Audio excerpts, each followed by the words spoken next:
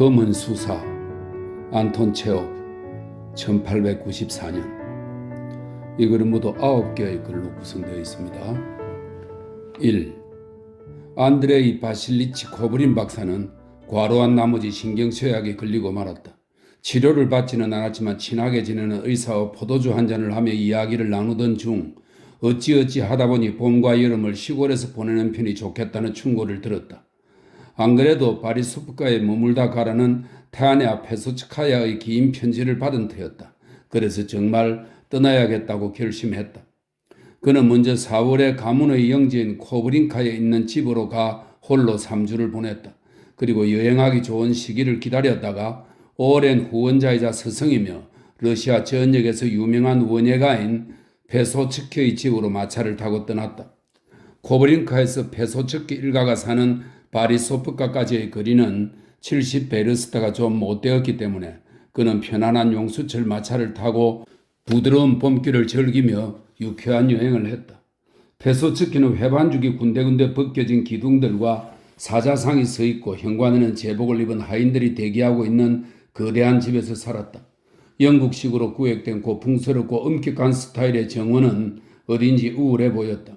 정원은 집에서 강에 이르는 1베리스타는 좋게 되는 거리 끝까지 이어지다 점토질로 이루어진 가파른 강 기슭에 이르러서야 끝이 났다. 강 기슭에는 털이 부숭부숭 난 동물의 발 같은 뿌리를 드러낸 소나무들이 자라고 있었다.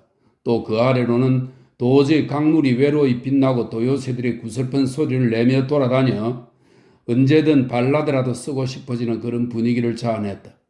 대신 실제 집 주변과 마당, 양묘장을 포함해 대략 30데샤티나에 이르는 1데샤티나가 1092헥타르라고 하니까 어마어마한 넓이의 땅이네요.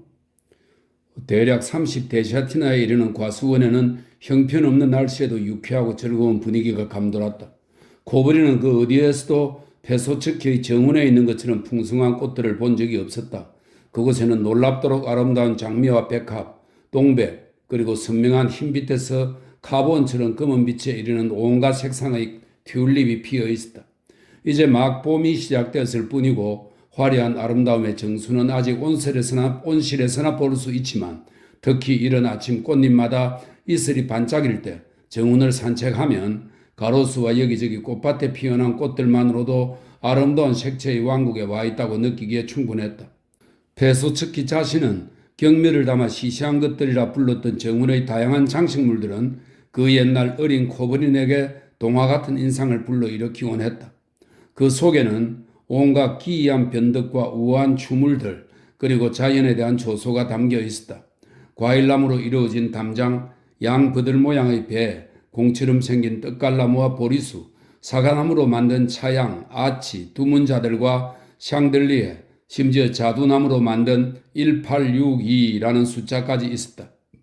이는 페소츠키가 원예를 시작한 해를 뜻했다. 또 야자수처럼 곱고 건장하게 뻗은 아름답고 늘씬한 나무들도 있었는데 주의 깊게 들여다보면 이 나무들에 구스베리나 까마까치밤 나무의 열매가 달려 있음을 알 수 있었다. 하지만 이 모든 것들보다 더 이 정원을 생동감 넘치고 흥겹게 만들어주는 것은 그 안에서 일어나는 끊임없는 변화였다. 이른 아침부터 저녁까지 나무들과 관목들 곁에 그리고 오솔길과 화단에는 외바퀴 수레, 곡괭이, 살수기를 든 사람들이 개미처럼 오글거리고 있었다.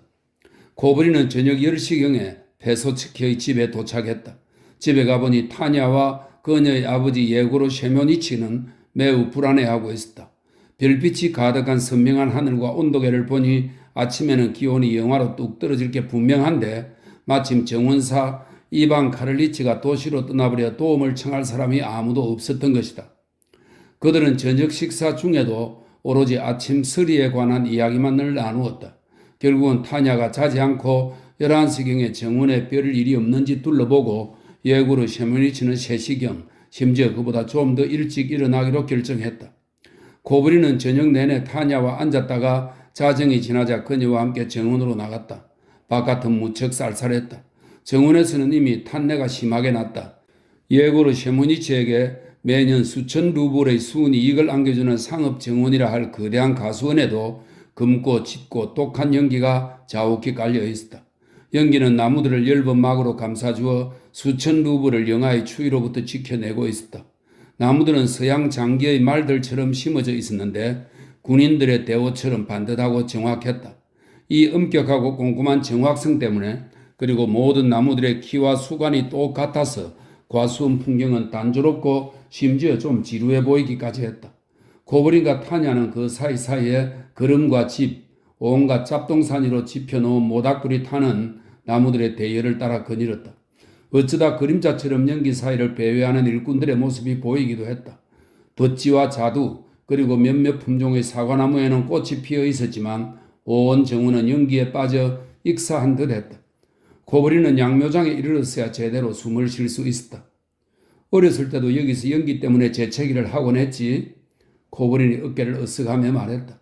하지만 어떻게 이 연기가 영하의 날씨에서 나무들을 구하는지는 아직도 모르겠단 말이야. 구름이 없을 때 연기가 구름을 대신하는 거죠. 타냐가 대답했다. 그럼 구름은 왜 필요한 거지? 날이 흐르거나 구름이 많이 끼면 아침에 서리가 내리지 못해요. 아, 그렇군. 그는 웃음을 터뜨리더니 그녀의 손을 잡았다. 추위로 빨갛게 얼어버린 진지하고 큰 얼굴, 가늘고 검은 눈썹, 고개를 자유롭게 돌릴 수 없을 정도로 치켜세운 코트깃, 이슬에 젖지 않도록 접어올린 원피스를 입은 야위고 날씬한 그녀의 모습이 잔잔한 감동을 주었다. 아이고, 이제 다 커버렸네. 그가 말했다. 내가 마지막으로 왔다 간 게 5년 전인데 그때만 해도 완전히 꼬마였거든. 몸은 바싹 마르고 다리는 길고 맨머리에 짧은 원피스를 입고 다녀서 외가리라고 놀렸지. 정말 세월이 얼마나 빠른지. 네, 5년이 흘렀네요. 타냐가 한숨을 내쉬었다. 그 사이 정말 많은 시간이 흘렀어요. 안드류사, 솔직히 말해보세요. 그녀가 그의 얼굴을 들여다보며 씩씩하게 말했다. 우리를 완전히 잊어버리셨죠? 하기야 물어보나 마나한 일이죠. 이미 어른이시고 재미있는 자기 인생을 사시고 성공하셨고 우리랑 멀어지는 건 너무 당연한 거죠. 하지만 어찌되었든 저는 당신이 우리를 가족처럼 생각해 주시면 좋겠어요. 우린 그럴 권리가 있어요? 그렇게 생각해 타냐? 정말이죠? 그래, 정말이야. 오늘 오셔서 우리 집에 당신 사진이 너무 많다고 놀라셨죠? 아시잖아요. 아빠가 얼마나 당신을 좋아하시는지. 가끔은 나보다 당신을 더 사랑하시는 것 같다니까요. 아빠는 당신을 자랑스러워하세요. 당신은 학자고 특별한 분이시고 대단한 성공을 거두셨으니까요. 아빠는 자기가 당신을 교육한 덕이라고 철석같이 믿고 계세요. 전 그렇게 생각하시게 내버려 둬요. 그러시라죠 뭐. 벌써 여명이 비추어오고 있었다. 연기의 소용돌이와 나무들의 수관이 공기 중에 더 선명하게 모습을 드러내 동이 트오는 것을 확실히 알 수 있었다. 꾀꼬리가 노래하고 들판에서는 매출하기 울음소리가 들려왔다. 그나저나 이제 자야겠어요? 타냐가 말했다. 게다가 춥네요. 그녀가 그의 팔짱을 끼웠다. 와 주셔서 고마워요 안드루샤. 알고 지내는 사람들은 죄다 재미없는 사람들 뿐이고 게다가 그 사람들조차 얼마 안 돼요. 여긴 그저 정원뿐이죠. 나무기둥, 반쪽짜리 나무기둥. 그녀가 웃음을 터뜨렸다. 우량사과, 프랑스산 사과, 방향사과, 아점목, 접목. 우리는 인생을 통째로 정원에 쏟아부었어요. 그래서 전 꿈에서도 사과나무랑 배나무 말고 다른 건 한 번도 본 적이 없어요. 물론 좋죠. 유익한 일이죠. 하지만 때로는 좀 색다른 것, 무언가 다른 걸 원하게 돼요. 당신이 방학 때 우리 집에 오시거나 아니면 그냥 방문하실 때면 집안 분위기가 무언가 더 신선하고 밝게 느껴졌던 게 기억나요. 꼭 샹들리에나 가구에서 덮개를 벗겨낸 것처럼요. 그때 좀 꼬마였지만 그래도 느낄 수 있었어요. 그녀는 흥분하여 오랫동안 이야기를 늘어놓았다. 갑자기 그의 머릿속에 이런 생각이 떠올랐다. 여름 동안 이 작고 약하고 말 많은 존재에게 정을 느끼고 매혹되어 사랑에 빠질 수도 있겠구나. 두 사람의 상황에서는 너무도 가능하고 당연한 일이 아닌가. 이런 생각은 아련한 감동을 주기도 하고 우스꽝스럽게 여겨지기도 했다. 그는 어딘지 근심스러워 보이는 사랑스러운 얼굴을 향해 몸을 굽혀 조용히 노래 불렀다. 오네긴 감추지 않겠네. 난 타티아나를 미친 듯 사랑한다네. 집에 도착했을 때 예고로 셰모비치는 이미 자리에서 일어나 있었다. 코버리는 자고 싶지 않아서 노인과 이야기를 나누다가 그와 함께 다시 정원으로 나갔다. 예구로 셰모니치는 키가 크고 어깨가 떡 벌어진 건장한 노인으로 배가 나와 숨쉬기도 힘들어했지만 항상 쫓아가기 힘들 정도로 빨리 걸었다. 그는 늘 극도로 예민해 있었으며 마치 1분이라도 늦으면 모든 것이 죽어버릴 거라고 믿는 듯한 표정으로 항상 어딘가로 서둘러 다녔다. 이런 재미있는 게 있단 말이야. 그가 숨을 고르기 위해 멈추어 서서 이야기를 시작했다. 땅의 표면은 보는 것처럼 얼어붙었는데 막대기로 온도계를 2사젠 정도만 땅에서 들어올리면 눈금이 확 올라간단 말이지. 왜 그럴까? 그러게요. 정말 왜 그런지 모르겠네요. 코버린이 이렇게 말하고는 웃음을 터뜨렸다. 물론 모든 걸 다 알 수는 없지. 아무리 머리가 좋아도 말이야. 거기에 뭐든 다 집어넣을 수는 없을 테니까. 자네는 점점 더 철학 공부 쪽으로 가고 있는 거지?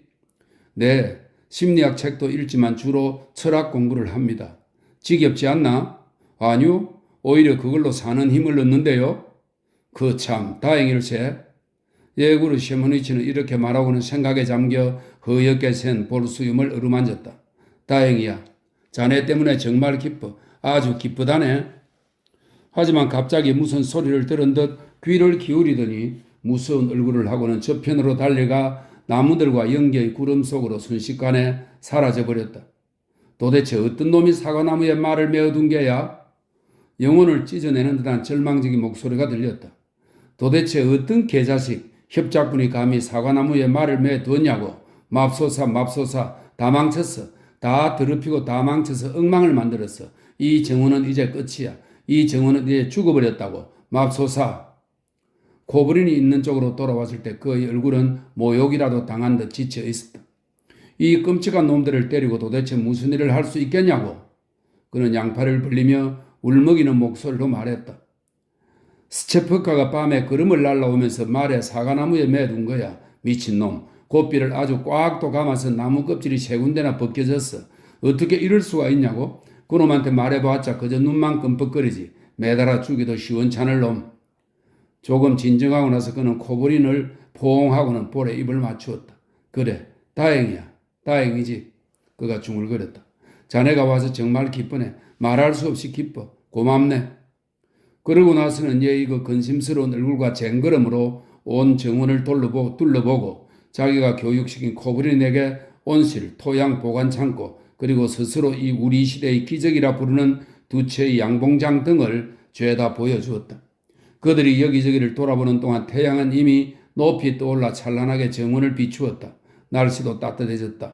밝고 유쾌한 긴 하루를 예감하며 코브린은 지금이 겨우 5월 초이고 이토록 선명하고 유쾌한 긴 여름이 그의 앞에 온전히 남아있다는 사실을 깨달았다. 그러자 갑자기 가슴 속에서 기쁨에 찬 젊은 감성, 어린 시절 이 정원을 뛰어다닐 때 느끼던 그런 감정이 꿈틀대기 시작했다. 그는 노인을 끌어안고 부드럽게 입을 맞추었다. 두 사람은 모두 감격하여 집으로 돌아와 오래된 도자기 잔으로 차를 마셨다. 차에는 크림과 걸쭉한 유제품을 넣은 크랜델 빵을 곁들였는데 이런 소소한 것들로 인해 코브린은 다시금 유년 시절과 청년 시절을 떠올렸다. 아름다운 현재와 이제 막 그의 내면에서 되살아난 과거에 대한 감회가 한데 어우러졌다. 그것 때문에 마음이 좀 복잡했지만 좋았다. 그는 태아냐가 깨어나기를 기다려 함께 커피를 잔뜩 마시고는 산책을 했다. 그리고 나서 자기 방으로 가 일을 시작했다. 그는 주의 깊게 책을 읽으며 메모를 했고 간혹 눈을 들어 열린 창을 바라보거나 책상 위에 놓인 꽃병에 꽂힌 아직 이슬 젖은 싱싱한 꽃들을 바라보고는 다시 책으로 눈을 돌렸다. 그의 내면에서 혈관 하나하나가 만족감으로 떨며 뛰노는 듯 했다. 2. 그는 시골에서도 도시에서처럼 피곤하고 분주한 생활을 했다. 많이 읽고 썼으며 이태리어를 공부했고 산책을 할 때면 곧 다시 앉아서 작업을 할 수 있으리라는 생각에 기뻤다. 그의 수면 시간이 너무 짧아서 모두들 놀라고 말았다. 낮에 30분이라도 잠이 들면 밤에는 한잠도 자지 않았고 불면의 밤을 보낸 뒤에도 마치 아무 일 없었다는 듯 생생하고 유쾌한 기분으로 지냈다. 그는 말을 많이 하고 포도주를 마셨으며 비싼 시가를 피웠다. 종종, 아니 그의 매일 타냐와 함께 피아노를 연주하고 노래도 부르는 이웃의 귀족 아가씨들이 베소츠키의 집을 방문했다. 때로는 바이올린을 잘 켜는 이웃 청년이 찾아오기도 했다. 고브리는 열정적인 마음으로 이들의 연주와 노래를 들었고 그래서 곧잘 피곤해졌다. 그리고 그 피로함은 몸을 통해 드러나 눈이 감기고 고개가 옆으로 꺾이곤 했다.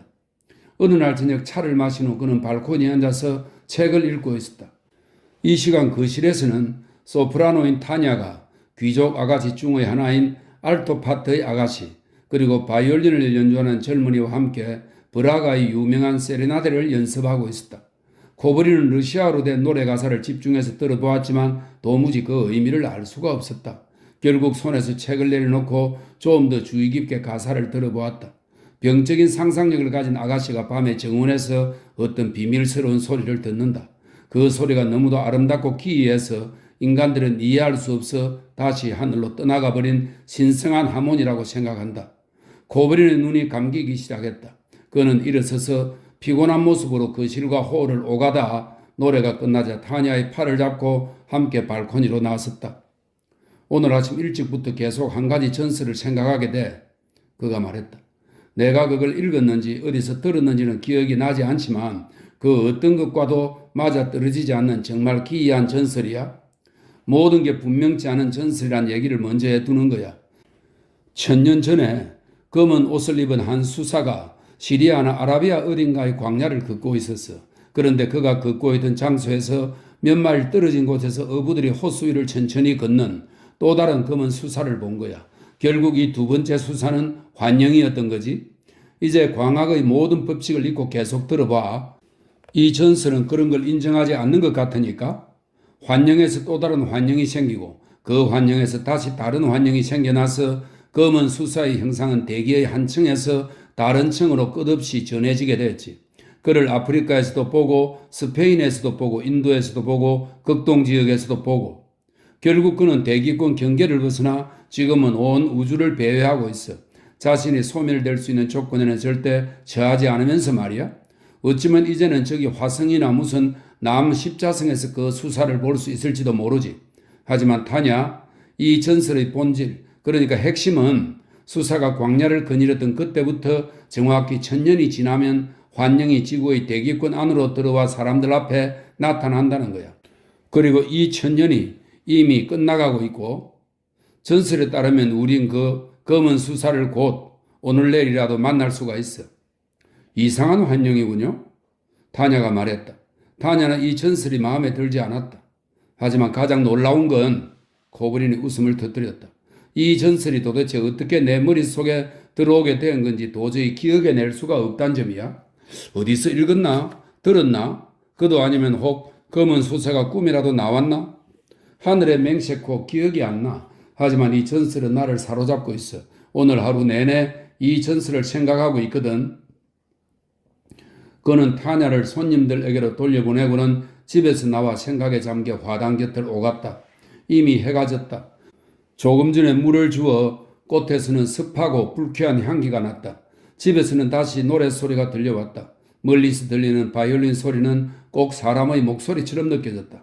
고브리는 어디서 이 전설을 듣거나 읽었는지 기억해내려고 정신을 집중하며 천천히 공원 쪽으로 향했고 자기도 모르는 새에 강가에 다다랐다. 그는 가파른 강 기슭을 따라 난 오솔길을 걸어 뿌리를 드러낸 나무들 곁을 지나 물가로 내려갔다. 그가 내려가는 바람에 도요새들이 두런대고 오리 2마리가 놀란 듯 날개를 퍼덕였다. 아직 채 지지 않은 마지막 태양빛이 우울해 보이는 소나무 사이로 비쳤지만 강 표면에는 벌써 어둠이 내려앉았다. 고브리는 강가에 놓인 나무 다리를 따라 강 저편으로 건너갔다. 그의 앞에는 아직 꽃도 피지 않은 어린 호밀로 뒤덮인 거대한 평원이 펼쳐졌다. 그곳에는 인적이 전혀 없어 오른 오솔길을 따라 걷다 보면 조금 전 해가 져 저녁 노을이 광대하고 장엄하게 불타는 저 신비스러운 미지의 장소에 닿을 수 있을 것만 같았다. 이곳은 얼마나 광활하고 자유로우며 고요한가. 고브리는 오솔길을 따라 걸으며 생각했다. 마치 온 세계가 숨죽여 나를 보며 내가 자기를 이해해 주기를 기다리는 것 같다. 바로 그 순간 호밀밭 사이로 파도가 일렁이며 가벼운 저녁 바람이 그의 머리카락을 어루만졌다. 곧이어 다시 바람이 불었는데 이번에는 훨씬 강했다. 호밀밭이 쉬쉬 소리를 내고 뒤편에서는 소나무들의 목신 웅얼거림이 들려왔다. 코브리는 놀라서 멈추어 섰다. 지평선 저쪽에서 회오리 바람이나 강한 돌개바람 같은 것이 불더니 높고 검은 기둥이 하늘 끝까지 솟아올랐다. 형체는 분명치 않으나 코브리는 그것이 한자리에 멈추어 서 있는 것이 아니라 무슨 속도로 이쪽 바로 자신을 향해 돌진해 오는 것을 알 수 있었다. 가까이 올수록 그것은 더 작아지고 선명해졌다. 코브리는 간신히 호밀밭 쪽으로 몸을 피해 그것이 지나갈 수 있도록 길을 내주었다. 검은 옷을 입고 백발의 검은 눈썹을 한 수사가 양팔을 십자 모양으로 가슴에 뻗은 채 빠른 속도로 지나쳐갔다. 그의 맨발은 바닥에 닿지 않았다. 코브린을 지나쳐 한 3, 4센 정도를 가더니 그를 바라보며 고개를 끄덕이고는 부드럽고도 교활한 미소를 지었다. 하지만 얼마나 창백한, 무서울 정도로 창백하고 마른 얼굴인가. 그 검은 수사는 다시 커지기 시작하여 강을 지나 진흙 강 기슬과 소나무에 소리 없이 부딪히더니 그것들을 통과해 마치 연기처럼 사라졌다. 그 보라고 코브린이 중얼거렸다. 그러니까 전설이 사실이었던 거야. 코브린은 스스로에게 이 이상한 현상을 설명하려 굳이 애쓰지 않았다. 오히려 그렇게 가까이서 수사의 검은 옷뿐 아니라 얼굴과 눈까지 분명히 볼 수 있었다는 사실이 흡족해 유쾌한 흥분을 느끼며 집으로 향했다. 공원과 정원에서는 사람들이 평화롭게 거닐었고 집에서는 연주가 계속되고 있었다. 그러니까 오직 그만이 수사를 본 것이다. 타냐와 예구르 셰무니치에게 이 모든 것을 이야기하고 싶은 마음이 간절했지만 그들이 헛소리라고 여기며 걱정할 거란 생각이 들었다. 아무 말 하지 않는 게 좋겠다. 그는 큰 소리로 웃으며 노래를 부르고 마주르카 춤을 추었다. 유쾌한 그를 보며 손님들과 타냐는 오늘따라 그의 얼굴이 어딘지 특별하고 빛이 나며 영감에 차 있어 그가 매우 흥미로운 사람이라고 생각했다. 3. 저녁을 먹고 나서 손님들이 모두 떠난 후 그는 자기 방으로 가서 소파에 누웠다. 수사에 관해 생각하고 싶었지만 잠시 후 태아냐가 들어왔다. 안드리우사, 여기 아버지 논문들 좀 읽어보세요. 소책자와 별세본 다발을 건네며 그녀가 말했다. 훌륭한 논문들이에요. 아빠는 정말 글을 잘 쓰세요? 그래, 정말 잘 쓰지. 뒤따라 들어온 예고로 셰무니치가 어색하게 웃으며 말했다. 그는 부끄러웠던 것이다. 저 아이 말 듣지 말고 읽지도 말게. 혹시 어쩌다 잠들고 싶으면 그때 읽게. 아주 훌륭한 수면제니까. 제 생각엔 대단한 논문들이에요. 태아나가 확신에 차서 말했다. 안드리우사, 읽어보세요. 그리고 아버지께 더 자주 글을 쓰시라고 해주세요. 은혜학에 대한 훌륭한 교과서를 써내실 수도 있다고요? 예구르 셰무니치는 긴장된 듯 허허 웃더니 얼굴이 붉어져서 당황한 작가들이 그렇듯이 상투적인 말들을 늘어놓기 시작했다. 그렇다면 우선 고쉐의 논문이랑 이 러시아 논문들을 읽고 떨리는 손으로 소책자들을 뒤적이며 그가 말했다. 안 그러면 이해가 안 갈 걸세. 내 반박을 읽기 전에 내가 뭘 반박하는지 알아야 할 테니까. 근데 사실은 다 별것 아닌 것들일세. 지루한 이야기들이지. 게다가 이제 잘 시간인 것 같은데. 태아나가 나가자 예구르 셰무니치는 코브린과 나란히 소파에 걸터앉아 깊은 한숨을 내쉬었다. 여보게. 그가 잠시 침묵하다 말을 열었다. 그러니까 저 친애하는 나의 박사님, 난 논문도 쓰고 전시회도 참가하고 메달도 받지. 사람들은 배소츠키 집에서는 머리통만한 사과가 나고 배소츠키는 정원으로 떼돈을 벌었다고들 하지. 한마디로 돈 많고 유명한 코츠베이인 거야. 이 코츠베이는 푸시킨의 폴타바에 나오는 아주 거부인 인물이랍니다. 돈 많고 유명한 코츠베이인 거야. 하지만 이런 질문을 하게 된다 말이네. 이게 다 무엇을 위해서인가? 정말 아름답고 모범이 될 만한 정원이지. 이건 그저 정원이 아니라 중대한 국가적 의미를 지니는 기관이야. 왜냐하면 어떻게 표현할까? 이 정원은 러시아 경제와 산업의 새로운 시대를 여는 한 걸음이니까. 하지만 뭘 위해서? 무슨 목적으로? 그 일 자체로 의미가 있는 거죠. 그런 뜻이 아닐세. 난 이렇게 묻고 싶어. 내가 죽으면 이 정원은 어떻게 될까? 지금 자네가 보고 있는 이런 모습은 나 없이는 단 한 달도 유지되지 못할 걸세. 이 정원의 성공을 거둔 까닭은 엄청나게 크고 일꾼이 많아서가 아니라네. 성공의 진짜 비밀은 내가 이 일을 사랑한다는 데 있단 말일세. 알겠나? 내가 이 일을 어쩌면 나 자신보다 더 사랑한다는 점 말일세. 날 좀 보게. 난 모든 걸 스스로 한다네. 아침부터 밤늦게까지 일하지. 젖붙이기도 하고 가지치기도 하고 묘목도 심고 모든 걸 나 스스로 하네. 누군가 날 도와주면 질투심을 느끼고 저속하다 싶을 정도로 짜증을 내지. 비밀은 모두 사랑에 있는 거야. 그러니까 예민한 주인의 눈과 손, 그리고 어딘가를 방문해서 1시간이라도 집을 비울 때면 혹시 정원에 무슨 일이라도 생기지 않을까 걱정이 되어 불안하고 정신이 하나도 없는 그 마음이 있다는 거지. 내가 죽으면 누가 그걸 다 돌볼까? 누가 일을 할까? 정원사? 일꾼? 그럴까? 이복의 친구, 내가 이야기해 주지. 우리 집 일에서 가장 강력한 적은 말이야. 토끼 새끼도 아니고 풍뎅이도 아니고 영아의 날수도 아니네. 그건 바로 애정이 없는 사람일세. 그럼 타냐는요? 고브린이 웃으며 말했다. 타냐가 토끼보다 해롭다고 하시면 안 되죠. 타냐는 이 일을 사랑하고 이해하는데요. 그렇지. 타냐는 내 일을 사랑하고 이해하지. 만일 내가 죽고 나서 이 정원이 그의 소유가 되면 타냐는 더할 나위 없이 좋은 여주인이 될 거야. 하지만 그 애가 시집을 가버리면? 역으로 셰모니치는 이렇게 속삭이며 겁먹은 듯한 눈으로 고브린을 바라보았다. 바로 그게 문제란 말이네. 시집을 가면 아이를 낳을 거고 그럼 정원에 대해서는 생각할 시간조차 없겠지. 내가 가장 두려워하는 게 뭔지 아나? 그 애가 아무 젊은 놈에게나 시집을 가서 그 놈이 욕심을 부리며 상인들에게 정원을 임대해 주는 걸세. 그러면 아마 첫 해에 모든 게 망가지고 말 걸세. 우리 일에서 여자란 전염병 같은 존재거든. 예고로 셰모니치는 한숨을 내쉬고는 잠시 침묵했다. 어쩌면 이건 이기적인 소리인지도 모르지. 하지만 솔직히 말하면 타냐가 시집을 가지 않았으면 좋겠네. 두렵거든. 여기 우리 집에 웬 멋쟁이 녀석 하나가 떠나들면서 바이올린을 삑삑거리지. 물론 타냐가 그 녀석에게 시집가지 않을 거라는 걸 아네. 아주 잘 알아. 하지만 그 녀석을 보는 것조차 참을 수가 없어. 여보게, 난 그래. 정말 괴짜지? 인정해. 예구로 셰모니치는 벌떡 일어서더니 흥분한 채 방을 서성였다. 무언가 아주 중요한 말을 하고 싶지만 결심을 못하고 있는 듯 했다. 난 자네를 정말 아끼니 자네와는 솔직히 이야기하겠네. 마침내 결심을 하고 양손을 주머니에 찔러 넣으며 그가 말했다. 몇 가지 예민한 문제들에 대해서도 난 단순하게 생각하고 생각하는 것을 직설적으로 말하는 편일세. 이른바 내밀한 생각들은 참을 수가 없지. 솔직히 말하겠네. 자네는 내가 걱정 없이 딸을 맡길 수 있는 유일한 사람일세. 자네는 똑똑하고 진실한 사람이지. 내가 사랑하는 이 정원이 그냥 죽어가게 내버려두지 않을 사람이야. 제일 중요한 이유는 내가 자네를 아들처럼 생각한다는 거지. 그리고 자네를 자랑스럽게 생각하네. 자네랑 타냐 사이에 사랑이 싹 튼다면 어떨까? 난 정말 기쁠 걸세. 아니, 심지어 행복할 걸세. 이것저것 가리지 않고 정직한 인간으로서 솔직하게 말하는 걸세. 고브린은 웃음을 터뜨렸다. 예고로 셰모니치는 방에서 나가려고 문을 열다가 문턱에 멈추어 섰다. 만일 자네와 타냐 사이에 아들이 태어난다면 말일세. 난 그 녀석을 원예가로 키우고 싶네.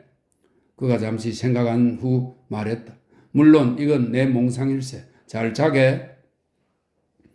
혼자 남은 고브린은 좀 더 편안한 자세로 누워 논문들을 읽기 시작했다. 한 논문의 제목은 과도기적 문화에 관하여였고 다른 논문의 제목은 토양을 새로운 정원으로 이식하는 것에 관한 ZC의 글에 대한 몇 가지 제언이었으며 세 번째 논문의 제목은 휴면 중인 싹의 아점목에 관한 한 가지 제언이었다. 그리고 다른 논문들의 제목도 대개 이런 식이었다. 하지만 얼마나 불안하고 고르지 못하며 신경질적이고 심지어 병적인 격정인가. 예고로 셰모니치는 가장 평화로운 제목과 중성적인 내용으로 쓰인 듯한 러시아의 안토노프카 사과나무에 관한 논문조차 상대편 이야기를 들어보라로 시작하여 지혜로운 자는 알 것이다 로 끝맺었다. 그리고 이 두 격언 사이에는 저 높은 강대상 위에서 자연을 관찰하시는 저명한 러시아 원예가들의 학문적 무지나 문외한과 아마추어들이 만들어준 성공을 누리는 고시에 대한 온갖 도끼 어린 말잔치가 벌어진다. 그리고 여기에 과일을 훔치면서 나무를 망가뜨려 놓지만 이미 채찍으로 때릴 수도 없는 농군들에 대한 너무도 부적절하고 지루하며 위선적인 안타까움까지 더해진다. 아름답고 사랑스럽고 건강한 일이지만 여기에도 격정과 투쟁이 있구나. 고브린은 생각했다. 어떤 분야이든 간에 이념적인 인간들은 예민하고 발달한 감수성을 지니고 있는 게 분명해. 어쩌면 그래야 하는 건지도 모르지. 그는 예고로 셰무니치 논문을 너무나 좋아하는 태아나를 생각했다. 자그마한 키에 창백한 얼굴, 쇄골이 보일 정도로 마른 여자, 현명해 보이는 검은 눈을 크게 뜨고 언제나 어딘가를 응시하며 무언가를 찾는다. 그름그리는 아버지처럼 재고 바쁘다. 말이 많고 논쟁을 좋아하며 별것 아닌 문장에도 풍부한 표정과 몸짓으로 반응한다. 아주 예민한 여인임에 틀림없다. 고브리는 계속해서 읽기 시작했지만 아무것도 이해할 수가 없어 그만두었다. 조금 전 마주르카를 추고 음악을 듣게 했던 유쾌한 흥분이 지금은 그를 지치게 만들고 내면에 수많은 생각을 불러일으켰다. 그는 일어서서 검은 수사를 생각하며 방안을 서성이기 시작했다. 만일 이 기이하고 초자연적인 수사를 오로지 자신만 보았다면 그의 병이 이미 심각하여 환각을 보기에 이르렀다는 뜻이다. 이런 생각이 두려웠지만 그건 잠시뿐이었다. 하지만 나는 좋지 않은가? 누구에게 해가 되는 일을 하는 것도 아니고 그러니까 내 환각은 별 문제가 없다. 이렇게 생각하자 다시 기분이 좋아졌다. 그는 소파에 앉아 자신의 온 존재를 가득 채운 이 이해할 수 없는 기쁨을 억누르며 두 손으로 머리를 감싸 안았다. 그러고는 다시 스승이다 일을 하러 자리에 앉았다. 하지만 책에 담긴 사상들은 그를 만족시키지 못했다. 그는 무언가 더 위대하고 형언할 수 없이 놀라운 것을 원했다. 그는 아침 무렵에 옷을 벗고 내키지 않는 듯 잠자리에 들었다. 자야만 했으니까. 정원으로 가는 예고로 셰모비치의 발소리가 들릴 때 코버리는 배를 울려 하인에게 포도주를 가져오라고 시켰다. 그는 아주 만족스럽게 프랑스산 적포도주 몇 잔을 마시고는 머리까지 이불을 덮었었다. 그리고 의식이 흐려지며 잠이 들었다. 4. 예고로 셰모니치와 타나는 종종 다투었고 서로에게 불편한 말들을 쏟아냈다. 그들은 어느 날 아침 또 무슨 일인가로 다투었고 태아나는 울음을 터뜨리더니 자기 방으로 들어가 버렸다. 그러고는 점심은 고수하고 차를 마시러 나오지도 않았다. 처음에 예고로 셰무니치는 이 세상 무엇보다 정의와 질서만이 자신의 관심사라는 것을 내보이려는 듯 퉁퉁 부은 얼굴로 거만하게 다녔다. 하지만 곧 자기 성격을 이기지 못하고 우울해졌다. 그는 슬픔에 잠겨 공원을 거닐며 한숨을 쉬었다. 아, 맙소사, 하나님 맙소사. 그리고 점심 식사 시간에는 빵 한 조각도 입에 대지 않았다. 마침내 양심의 가책을 느낀 죄인의 모습으로 굳게 잠긴 문을 두드리며 수줍게 타냐를 불렀다. 타냐, 타냐. 울다지쳐 희미하지만 단호한 목소리가 문 뒤에서 들려왔다. 부탁이에요. 저 좀 가만두세요. 주인들의 괴로움은 집안 전체, 심지어 정원에서 일하는 사람들에게까지 전해졌다. 코버리는 흥미로운 작업에 몰두해 있었지만 결국 그 역시 지루하고 불편해졌다. 이 어두운 분위기를 바꾸기 위해 부녀의 일에 끼어들기로 마음먹고 저녁 식사 전에 타냐의 방문을 두드렸다. 타냐가 그는 들여보내 주었다. 어이, 이거 보게 부끄럽지 않은가?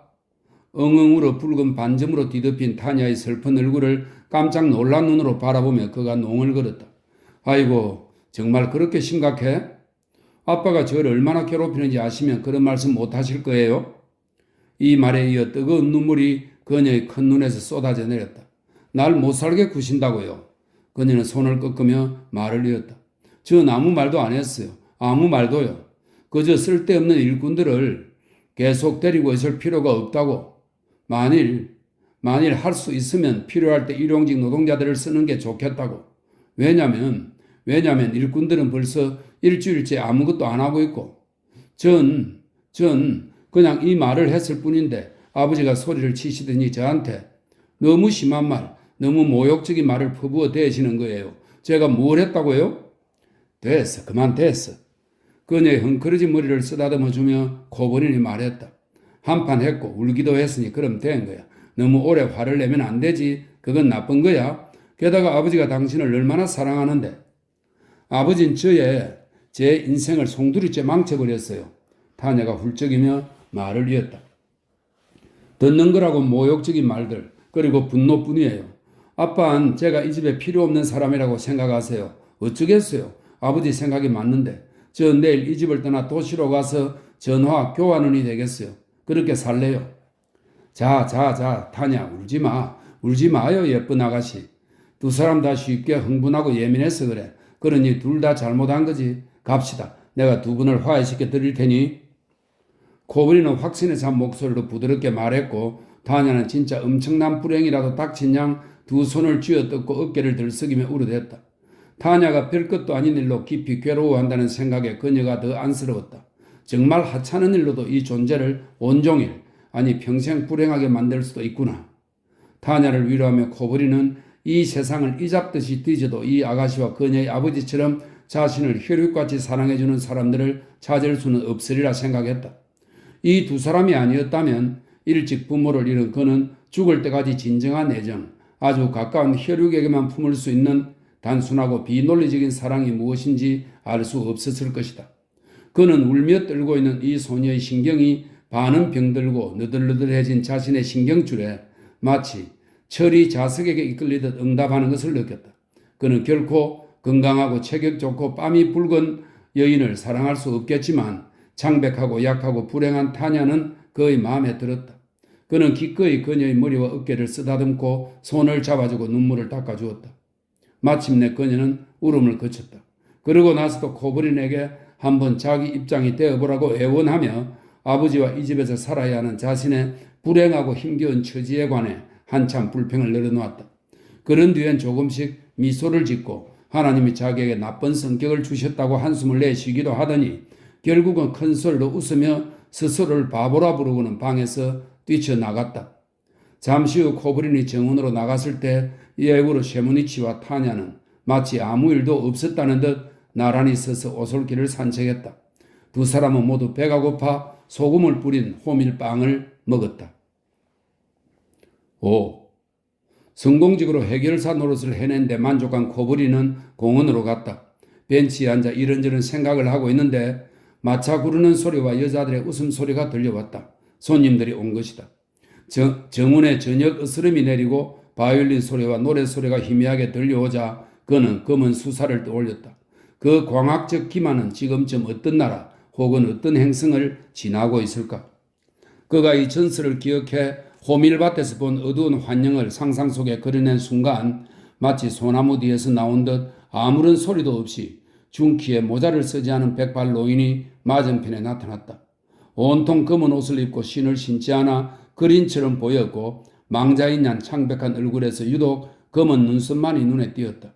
거지 혹은 고행자는 상냥하게 고개를 끄덕이며 소리 없이 벤치로 다가와 그의 곁에 앉았고 코브리는 그가 검은 수사라는 것을 알았다. 그들은 잠시 말없이 서로를 바라보았다. 코브리는 놀란 얼굴로 그를 보았고 수사는 부드럽게 동시에 지난 만남에서 그랬듯이 조금은 교활한 눈빛으로 그를 보았다. 하지만 당신은 환영이 아닌가? 코브린이 말했다. 도대체 왜 이게 한자리에 멈추어 있는 거지? 이건 전설하고도 맞지 않는데? 상관없지 않겠나? 수사가 잠시 뜸을 들이더니 코브린을 향해 고개를 돌리며 조용한 소리로 말했다. 전설과 환영 그리고 나, 이 모두가 자네의 고양된 상상의 산물이니까 난 헛개비야. 그러니까 당신은 존재하지 않는다? 코브린이 물었다. 마음대로 생각하게. 수사는 이렇게 말하고 희미하게 미소 지었다. 난 자네의 상상 속에서 살지. 그리고 자네의 상상 역시 자연의 일부니 나도 자연 속에 사는 거라 할 수 있겠지. 당신은 정말 지혜롭고 아주 인상적인 노인의 얼굴을 하고 있군. 진짜 1000년을 넘게 산 존재처럼 말이야. 코브린이 말했다. 난 내 상상이 이런 현상을 낳을 수 있다는 건 몰랐네. 그나저나 왜 그리 감탄하는 얼굴로 날 보는 거지? 내가 마음에 드나? 그렇지. 자네는 신이 선택한 자라 불러도 되는 몇 안 되는 사람 중에 하나니까. 자네는 영원한 진리를 위해 일하지. 자네의 생각, 의도, 놀라운 학문, 그리고 삶 전체에 신성한 하늘에 봉인이 찍혀 있네. 그 모든 것이 지적이고 아름다운 것, 다시 말해 영원한 것들을 향하고 있으니 말일세. 지금 영원한 진리라고 했지. 하지만 영원히 살 수 없는 인간의 영원한 진리를 알 수 있을까? 또 그게 필요할까? 영생은 있네. 수사가 말했다. 인간의 불멸을 믿나? 물론이지. 위대하고 빛나는 미래가 인간들을 기다리고 있네. 이 땅에 자네 같은 사람이 많아질수록 그 미래는 더 빨리 실현될 걸세. 위대한 발견을 위해 일하고 의식을 가지고 자유롭게 살아가는 자네 같은 사람들이 없다면 인류의 삶은 정말 무가치하겠지. 그저 자연의 순리를 따라 흘러가며 지상에서의 삶이 끝나기를 아주 오랫동안 기다려야 했을 걸세. 하지만 자네 같은 사람들이 수천 년은 빨리 인류를 영원한 진실의 왕국으로 인도할 걸세. 자네들의 위대한 운명의 의미가 여기에 있는 거지. 자네들은 인간 속에 잠들어 있던 신의 축복을 재현하는 자들일세? 그렇다면 영원한 삶의 목적은 뭐지? 코브린이 물었다.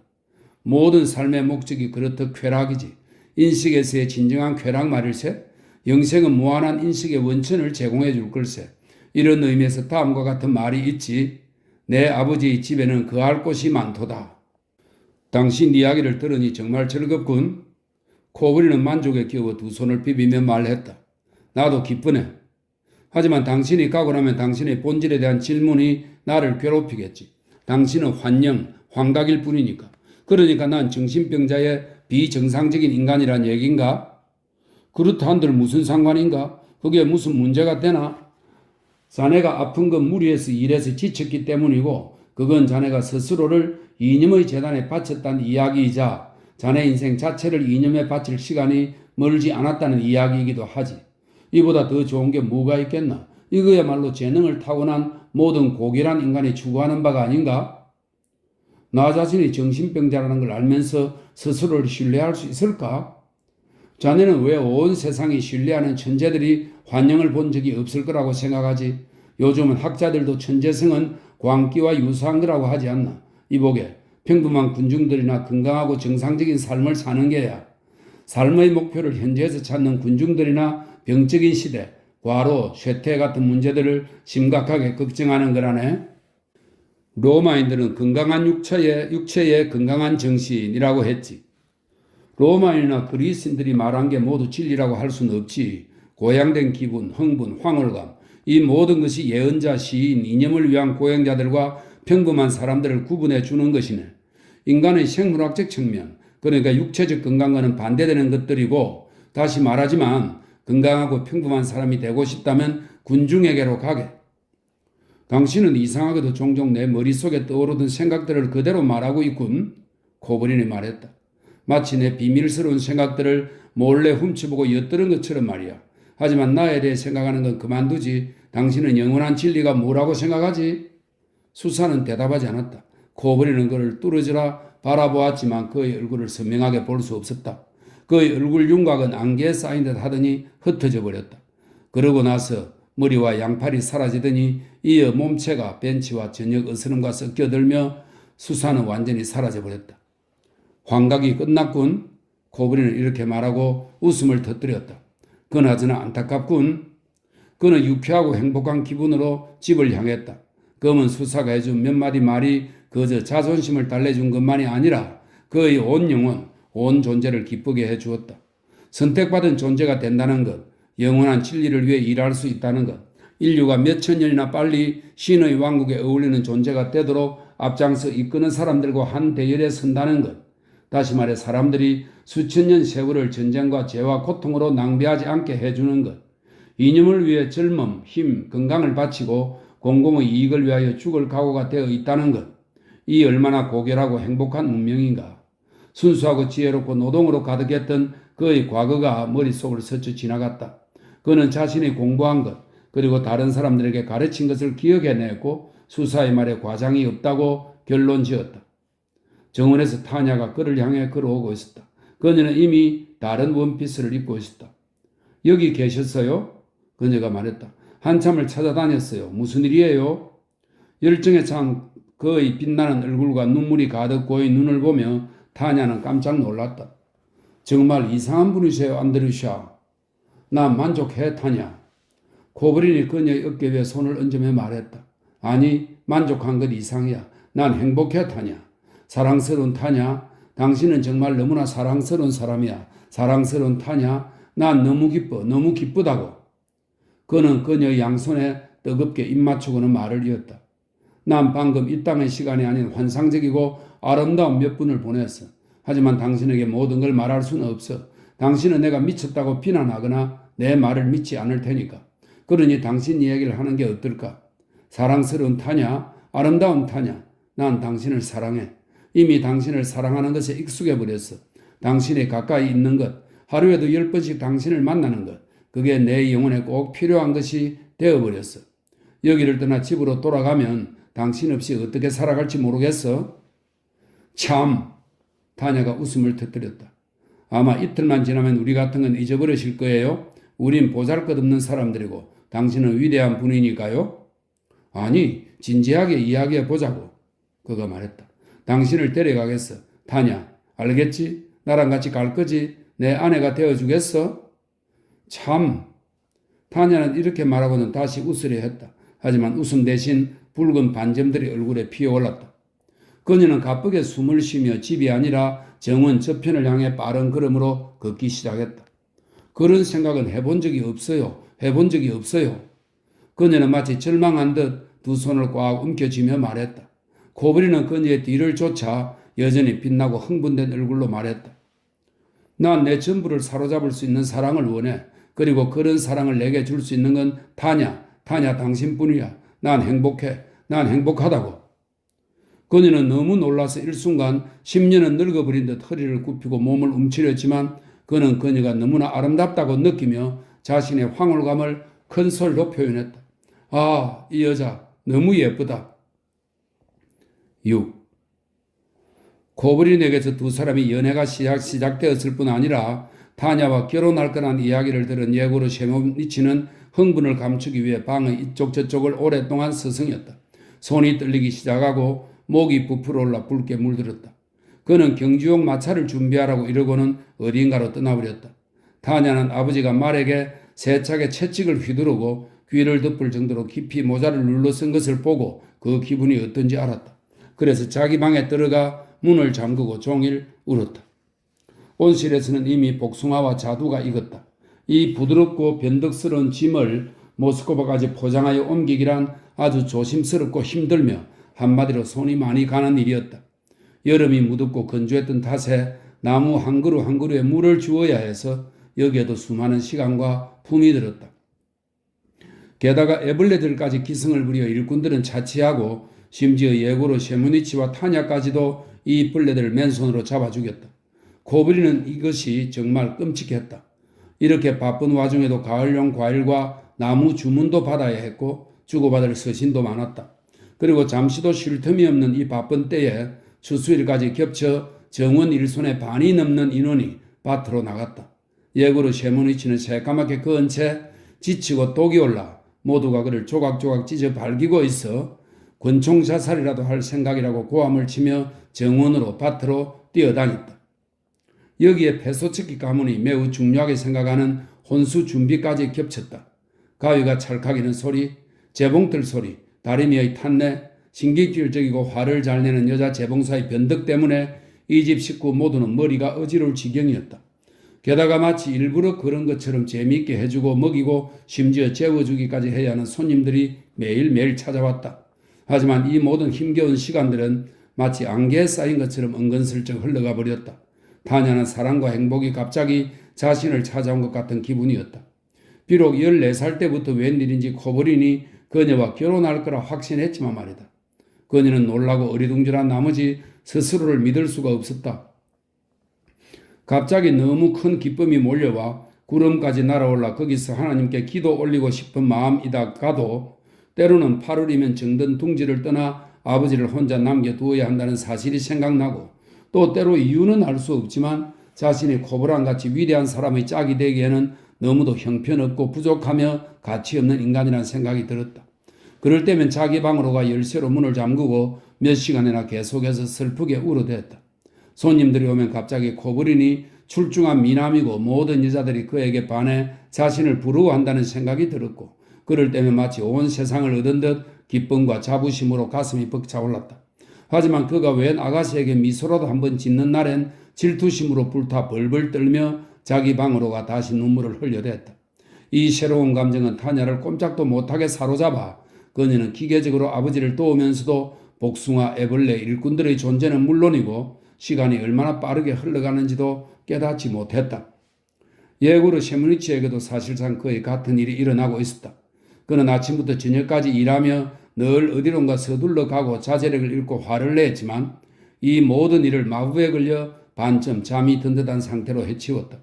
그 안에 마치 두 사람이 자리를 잡고 앉은 듯 했다.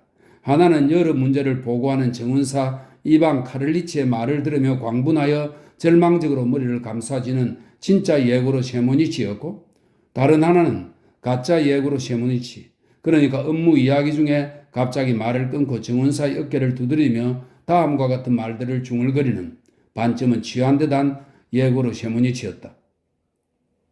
어쨌든 혈육이란 건 많은 걸 의미하지. 그 녀석 엄마는 고상하고 지혜롭고 대단한 여인이었어.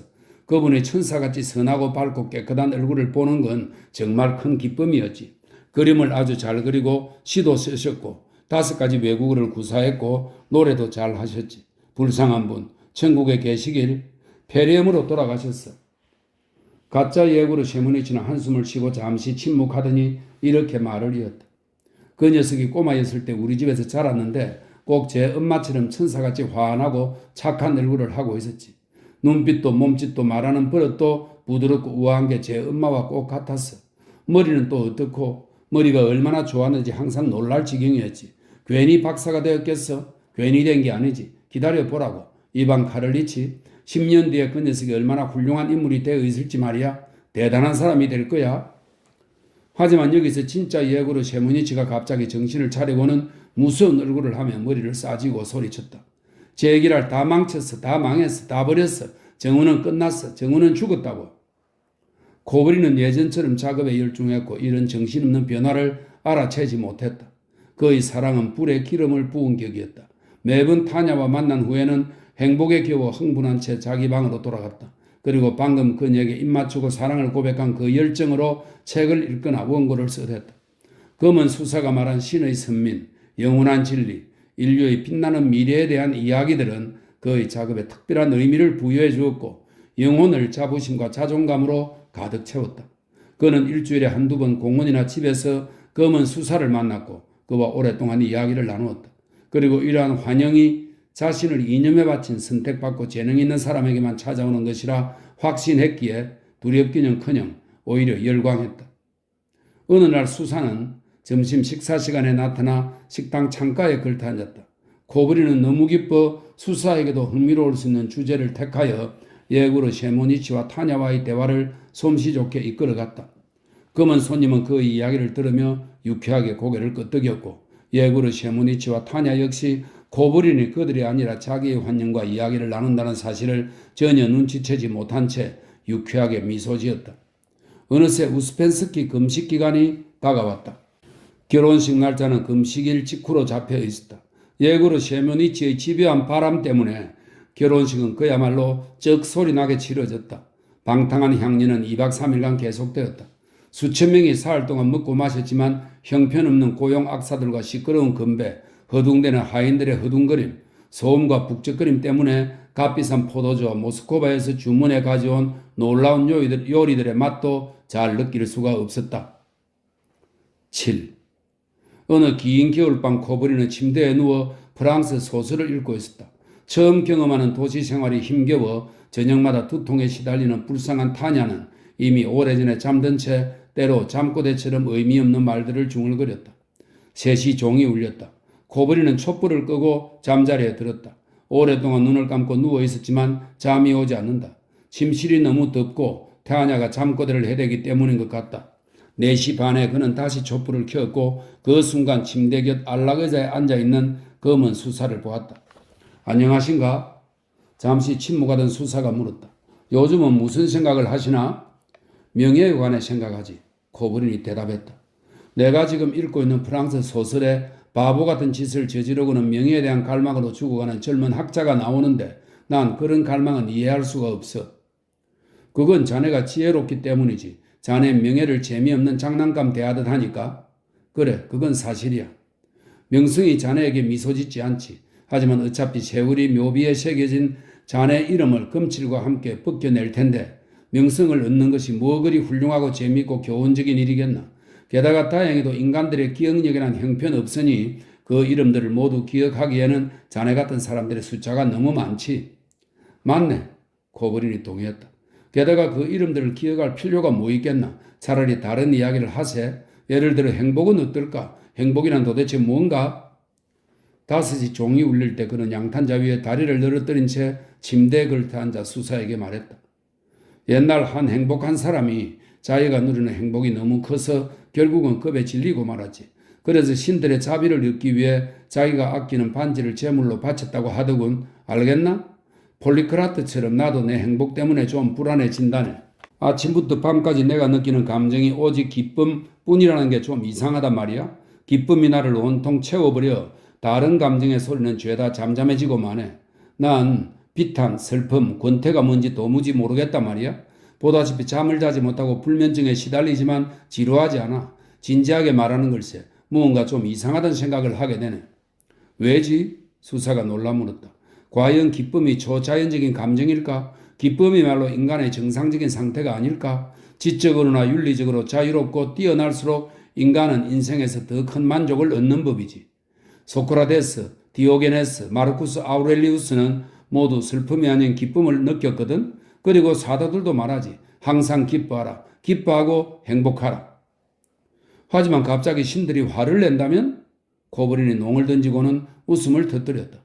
만일 그들이 이 편안함을 앗아가고 나를 춥고 배고픈 존재로 만들어버리면 그게 내 마음에 들 리가 없거든. 이때 타냐가 잠에서 깨어나 놀라고 겁에 질린 눈빛으로 남편을 바라보았다. 그는 안락 의자를 향하여 손짓을 하고 웃어대며 말을 하고 있었다. 그의 눈은 빛났고 웃음 속에는 무언가 이상한 것이 깃들어 있었다. 안드리우사, 당신 누구랑 이야기하는 거예요? 수사를 향해 뻗은 그의 손을 붙잡으며 그녀가 말했다. 안드리우사, 누구랑 이야기하는 거예요? 누구라니? 고블린은 당황했다. 이 사람과 이야기하는 거지. 여기 앉아 있잖아. 그가 검은 수사를 가리키며 말했다. 여기엔 아무도 없어요. 아무것도 없는걸요. 안드리우사, 당신은 아픈 거예요. 타냐는 마치 환영으로부터 그를 보호하듯 그의 품에 안겨 손으로 그의 눈을 가렸다. 당신은 아픈 거예요. 그녀는 온몸을 떨며 울부짖기 시작했다. 미안해요, 여보. 내 사랑하는 사람. 하지만 벌써 오래전부터 당신 정신에 무슨 문제가 있다는 걸 알고 있었어요. 당신은 정신적으로 아픈 거예요, 안드리우사. 그녀의 떨림이 그에게도 전해졌다. 그는 다시 한번 안락 의자를 바라보았다. 의자는 이미 비어 있었다. 갑자기 손과 발에 기운이 빠지는 것을 느끼며 그는 겁에 질려 옷을 입기 시작했다. 아무것도 아니야, 타냐. 아무것도 아니야. 그는 떨며 중얼거렸다. 사실 난 조금 아파. 이제 그걸 인정할 시기가 된 거야. 전 이미 오래전부터 알고 있었어요. 아버지도 알고 계셨고요. 그녀는 터져나오는 울음을 참으며 말했다. 당신은 혼잣말을 하고 무언가 이상하게 미소를 짓곤 해요. 잠도 자지 않고. 하나님, 하나님 우리를 구해주세요. 그녀가 겁에 질려 말했다. 하지만 여보, 두려워하지 마요. 안드레우사, 두려워하지 마요. 제발 두려워하지 마세요. 그녀도 옷을 입기 시작했다. 그녀를 바라보며 그는 그제야 자신이 처한 상황의 위험성을 깨달았고 검은 수사와 나누는 대화가 무엇을 의미하는지 알게 되었다. 그는 자신이 미쳤음을 분명히 깨달았다. 두 사람 다 무슨 이유에선지 옷을 챙겨 입고는 거실로 나왔다. 그녀가 앞섰고 그는 그녀의 뒤를 따랐다. 거기에는 딸의 통곡에 잠있게 가운 차림으로 손에 초를 들고 온 예고르 셰모니치가 서 있었다. 그는 딸의 집에 잠시 머물던 중이었다. 안드리우사, 걱정하지 마요. 다냐는 마치 열병에 걸린 듯 떨며 말했다. 두려워 마세요, 아빠. 이건 다 지나갈 거예요. 지나갈 거예요. 고블린은 걱정 때문에 아무 말도 할 수 없었다. 그는 장인에게 농석힌 의조로 말하고 싶었다. 축하해 주세요. 아무래도 제가 미친 것 같아요. 하지만 단지 입술을 움직이고 썩에 미소 지을 뿐이었다. 아침 9시에 타냐는 그에게 재킷과 털 코트를 입히고 쇼를 둘러 씌운 후 마차를 태워 의사에게 데려갔다. 그는 치료를 받기 시작했다. 8. 다시 여름이 되었고 의사는 시골로 가라고 조언했다. 고블린은 완쾌되어 더 이상 검은 수사를 보지 않게 되었고 체력을 좀 키울 일만 남았다. 시골의 장인집에 살면서 그는 우유를 많이 마셨고 하루에 2시간만 일했으며 포도주를 마시지도 담배를 피우지도 않았다. 성인 일리아의 날 전야에 집에서는 저녁 예배가 거행되었다. 보제가 사제에게 향로를 건넬 때 낡고 거대한 응접실에서는 꼭 무덤 같은 냄새가 났고 고블린은 지루해졌다. 그는 정원으로 나가 산책을 하고는 벤치에 앉았다가 정원 근처를 서성였다. 화려한 꽃들은 그의 주의를 끌지 못했다. 강가에 이르자 아래로 내려가 물을 바라보며 잠시 생각에 잠겼다. 작년에 바로 이곳에서 너무나 젊고 유쾌하고 원기왕성한 그를 보았던 우울해 보이던 소나무들이 지금은 털복숭이 뿌리를 드러낸 채 아무 말 없이 꼼짝 않고 서 있다. 그를 알아보지 못한 것이 분명하다. 실제로 그는 머리를 짧게 잘라 이전의 길고 아름다운 머리카락은 간데 없고 그름거리는 힘을 잃었으며 작년 여름과 비교하면 얼굴에 살이 붙고 창백해져 있었다. 그는 나무 다리를 따라 저편 기슭으로 건너갔다. 작년에 호밀밭이 있던 곳에 이제는 추수한 귀리 단들이 놓여 있었다. 태양은 이미 져버렸고 지평선에는 바람 부는 날씨를 예고하는 붉은 노을이 넓게 드리워져 있었다. 주위는 고요했다. 작년에 검은 수사가 처음 나타난 것을 뚫어져라 바라보며 코버리는 저녁 노을이 희미해지기 시작할 때까지 20분가량을 그곳에 서 있었다. 그가 우울한 모습으로 힘없이 집으로 돌아왔을 때 저녁 예배는 이미 끝나 있었다. 예고르 셰무니치와 타냐는 테라스의 계단에 앉아 차를 마시고 있었다. 그들은 무언가 이야기를 나누다가 코버린을 보고는 갑자기 말을 멈추었다.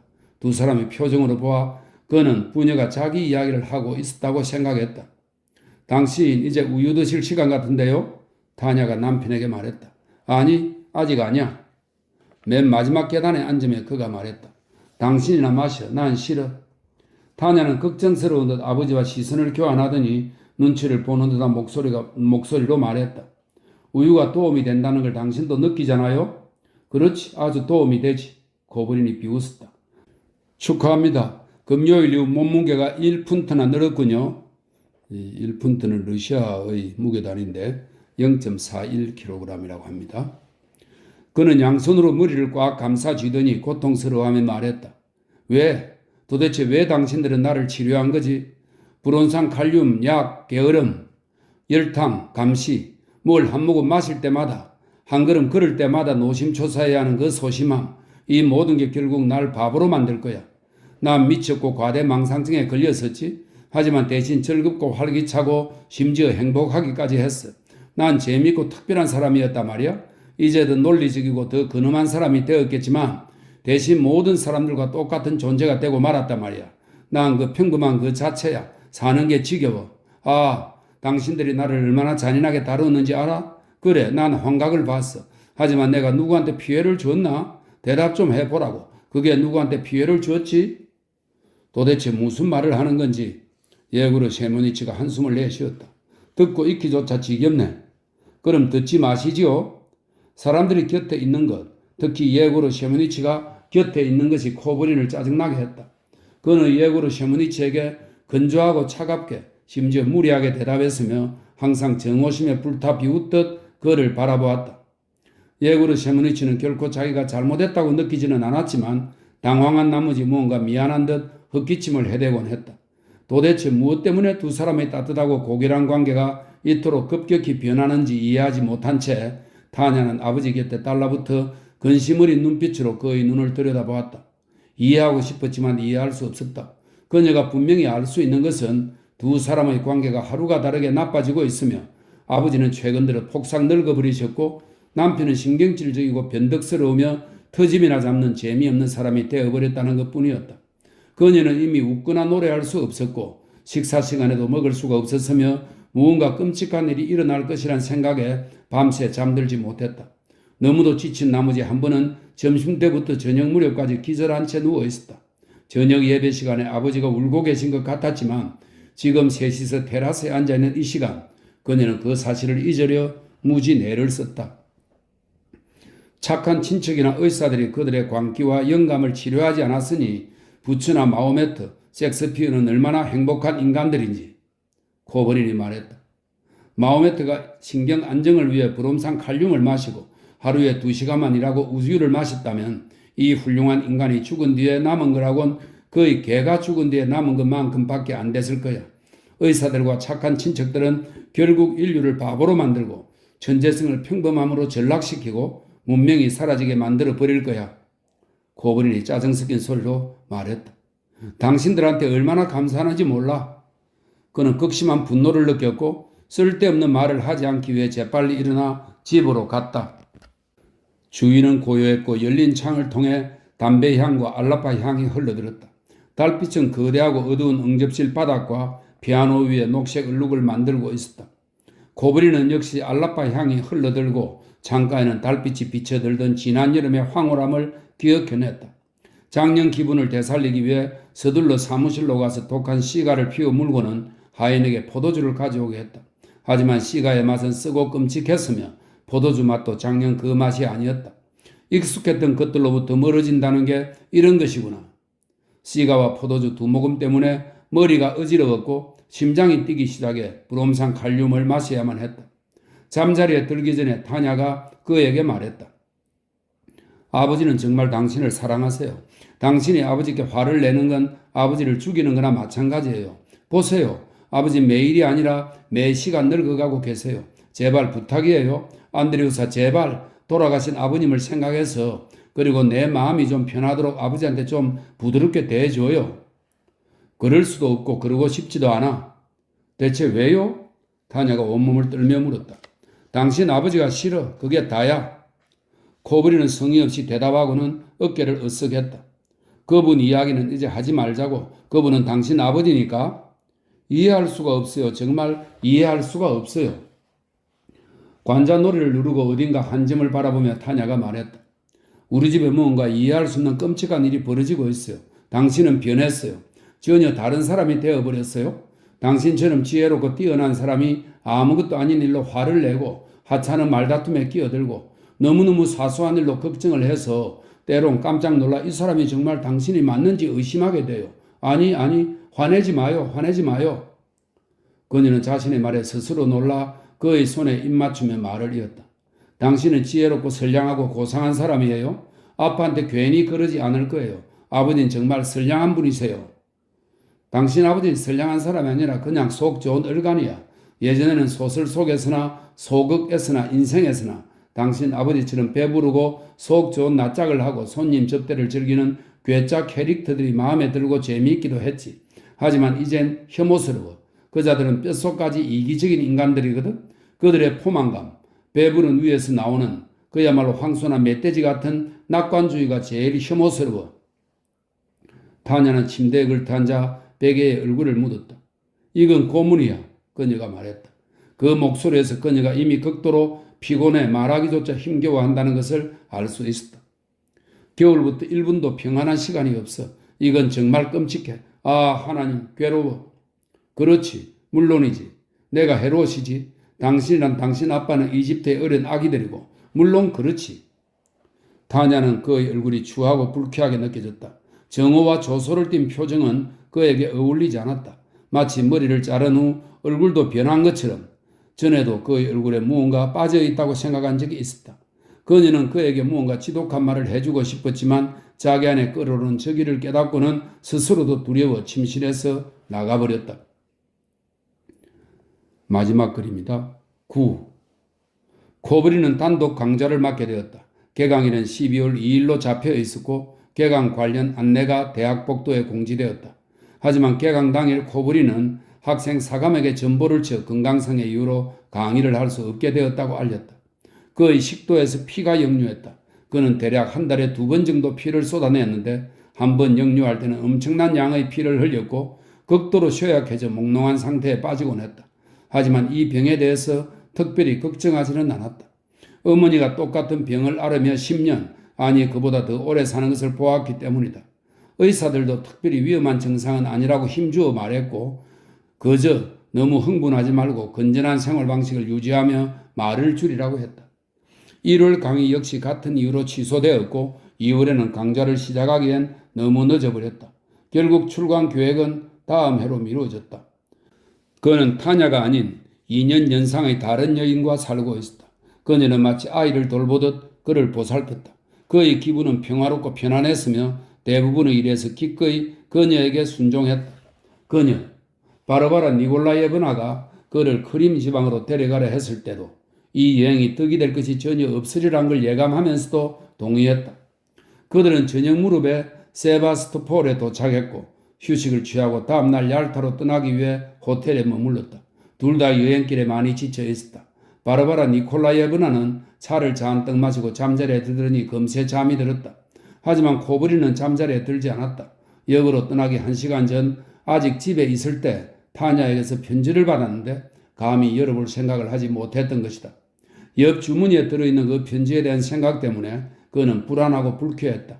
이제 그는 마음 깊이 진심으로 타냐와의 결혼이 실수였다고 생각하고 그녀와 완전히 갈라서게 된 것에 만족했다. 결혼생활 막바지에 타냐는 결국 걸어다니는 산 송장이 되어 무언가를 꿰뚫어 보는 듯한 크고 지혜로운 눈 외에 내면의 모든 것이 죽어버린 것 같았다. 그 여자에 대한 회상은 그저 연민과 자기 모멸을 불러일으킬 뿐이었다. 봉투에 쓰인 글씨는 그가 2년 전쯤 얼마나 부당하고 잔인했는지, 그리고 아무 죄 없는 사람들에게 얼마나 심하게 정신적 공허감, 권태, 고독, 그리고 삶에 대한 불만을 쏟아부었는지를 떠올리게 했다. 그는 어느 날인가 자기가 병중에 썼던 모든 학위 논문과 소논문을 조각조각 찢어 창밖으로 내던져 버렸던 일을 기억해냈다. 찢겨진 논문 조각들은 바람에 날려 나무와 꽃들에 걸렸다. 자기가 쓴 글의 모든 행에서 아무런 근거 없는 이상한 터집과 경박한 오만, 저속함, 과대망상을 보았고 그 글을 읽으니 마치 자신이 지은 죄의 목록을 읽는 것 같았다. 마지막 노트를 갈기갈기 찢어 창밖으로 날린 후 웬일인지 갑자기 짜증이 나고 괴로워서 아내에게로 가서 끔찍한 말들을 퍼부었다. 맙소사, 그가 얼마나 그녀를 괴롭혔는지. 하루는 그녀에게 상처를 주고 싶은 마음에 그녀의 아버지가 그녀와 결혼해달라고 부탁해 그녀와의 사랑에 아주 불쾌한 역을 맡았다고 말했다. 예고로 셰무니치는 우연히 그 말을 엿듣고 방으로 뛰어들어왔다.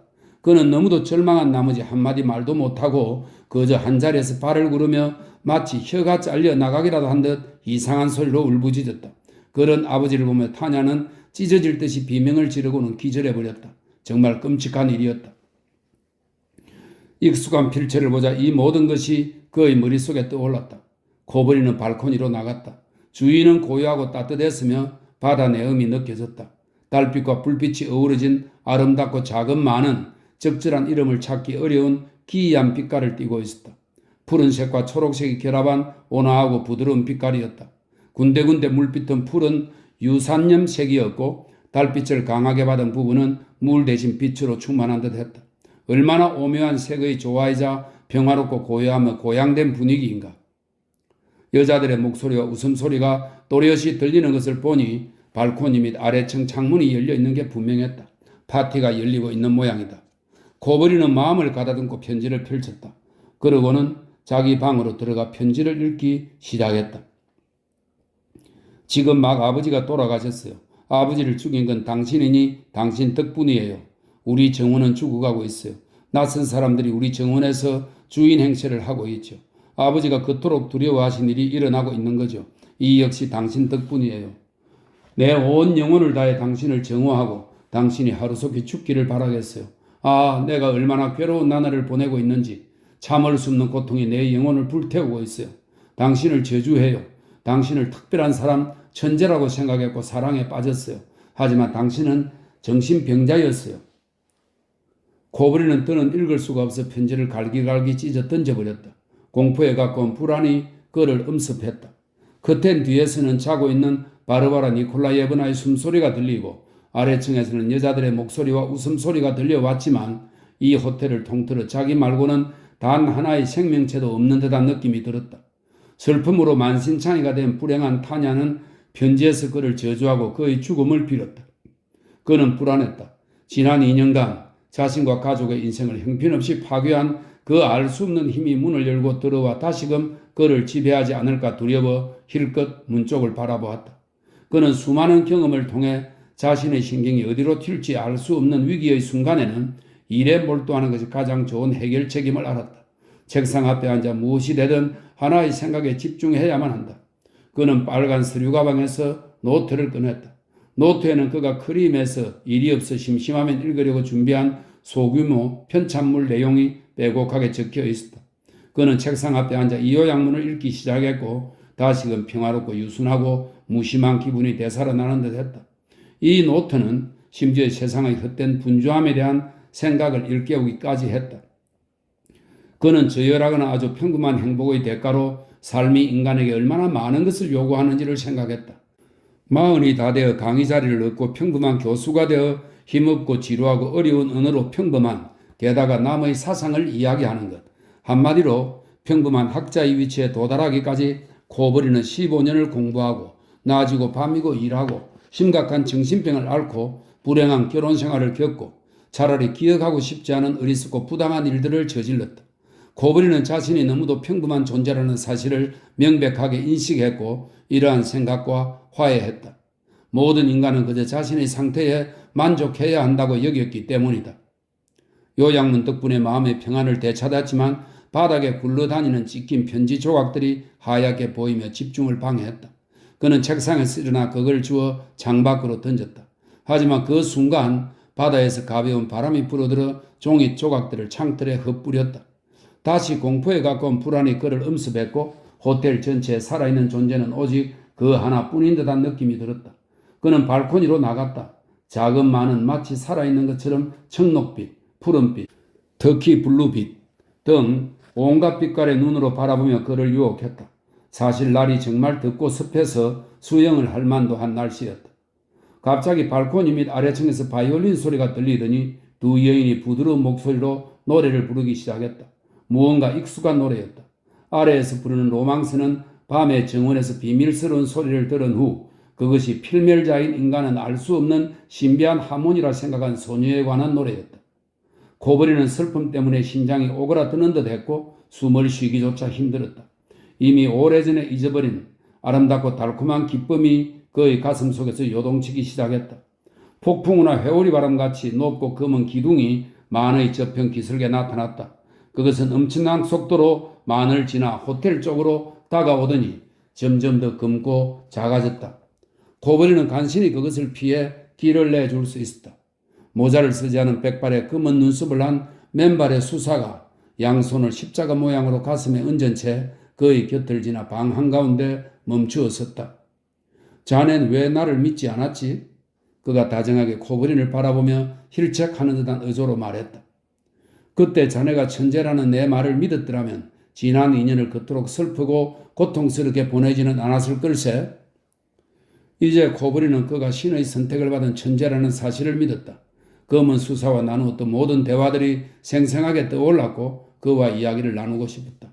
하지만 그의 목구멍에서 피가 솟구쳐 올라 가슴으로 흘러내렸다. 그는 어찌해야 할지를 몰라 손으로 가슴을 쓸어내렸고 조끼는 피로 흥건하게 젖어들었다. 그는 커튼 뒤에서 자고 있는 바르바라 니콜라이에브나를 부리러 있는 힘을 다해 말했다. 타냐. 그는 바닥에 쓰러졌고 손을 짚고 일어서며 다시 불렀다. 타냐. 그는 타냐를 이슬에 맺힌 화려한 꽃들로 뒤덮인 정원을, 공원과 들복숭이 뿌리를 드러낸 소나무들과 호밀밭을, 자신의 뛰어난 학문과 젊음과 용기와 기쁨을, 너무도 아름다웠던 삶을 불렀다. 그는 얼굴 옆바닥에 흥건히 고인 피 웅덩이를 보았고 기력이 쉬에 한마디도 할 수 없었다. 하지만 표현할 수 없는 무한한 행복감이 그의 온 존재를 감쌌다. 발코니 아래쪽에서는 세레나데를 연주하고 있었고 검은 수사는 당신은 천재이며 나약한 육체가 이미 균형을 잃어 더 이상 천재를 위한 의복의 역할을 할 수 없기에 죽어가고 있을 따름이라고 속삭였다. 바르바라 니콜라예브나가 잠에서 깨어 커튼 뒤에서 나왔을 때 코브리는 이미 죽어 있었다. 그의 얼굴에는 지복의 미소가 어려 있었다.